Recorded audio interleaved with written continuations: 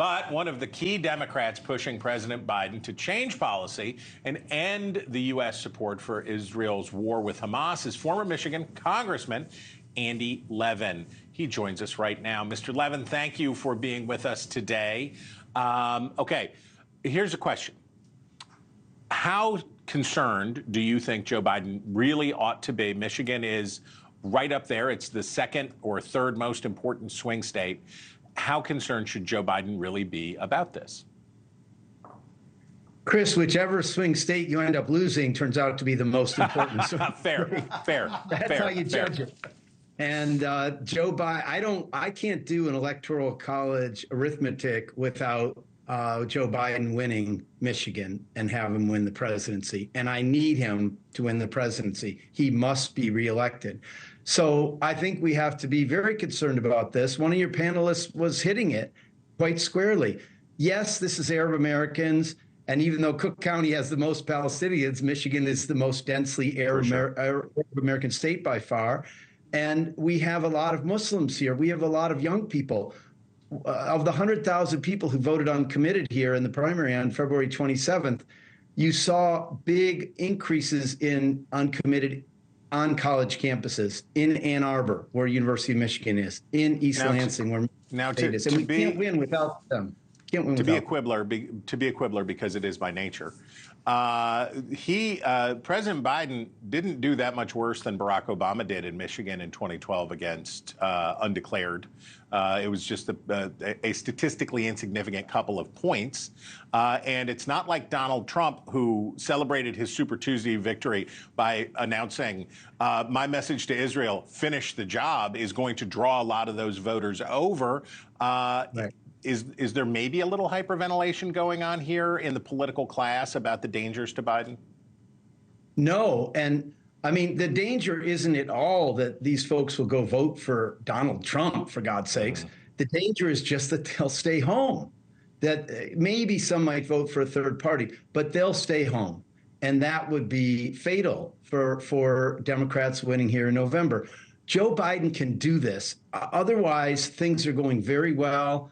I'm so proud of what we accomplished in the last Congress, and the fruits of that are landing more and more in communities all across this country, certainly in Michigan, where we have a lot of hydrogen and battery plants and other things, being built right now, and a lot of great jobs coming with them. Great collective bargaining wins last year, raising wages for union members and non-union workers whose bosses raise wages as well. So there's a lot going well here for Joe Biden, but it's complicated to win the presidency, Chris. I have to jump in just because we have to go, number one. And number two, I can feel the brainwaves of the Republican panelists burning a hole in the side of my head while you're talking. And what they're saying is Hamas can have a ceasefire anytime it wants if it releases the hostage. Which includes still, I think, 6 Americans. Is the pressure on Israel undue? Do we have an asymmetry in pressure here?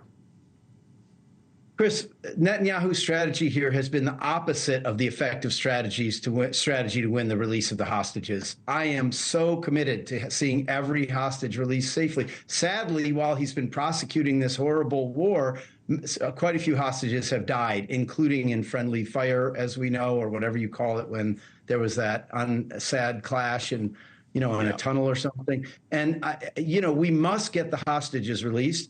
And we've got to end this carnage and destruction in Gaza. This is not doing Israel any good. And there's no such thing as eliminating Hamas or, killing every last fighter. Andy Levin, a serious. Congressman, I'm sorry to interrupt, but we've got to leave it there. Andy Levin, thank you so much for being with us. Thank you, Chris. Thank you. Okay, you bet.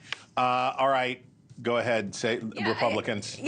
Do your thing. I agree with some policymakers that this potentially can embolden Hamas as well. And why is it not a #1 priority to get Americans back? And let's not forget that there was a ceasefire on October 6th, and Hamas broke that with their barbaric, awful invasion of Israel. And I think this whole thing, it makes Joe Biden look weak. He will lose this presidency because he looks weak and he's listening and being driven by the far left side of his staff. Thank you for watching, and make sure you go to joinnn.com to find NewsNation on your television provider. And don't forget to click the red subscribe button below to get more of NewsNation's fact-driven, unbiased coverage.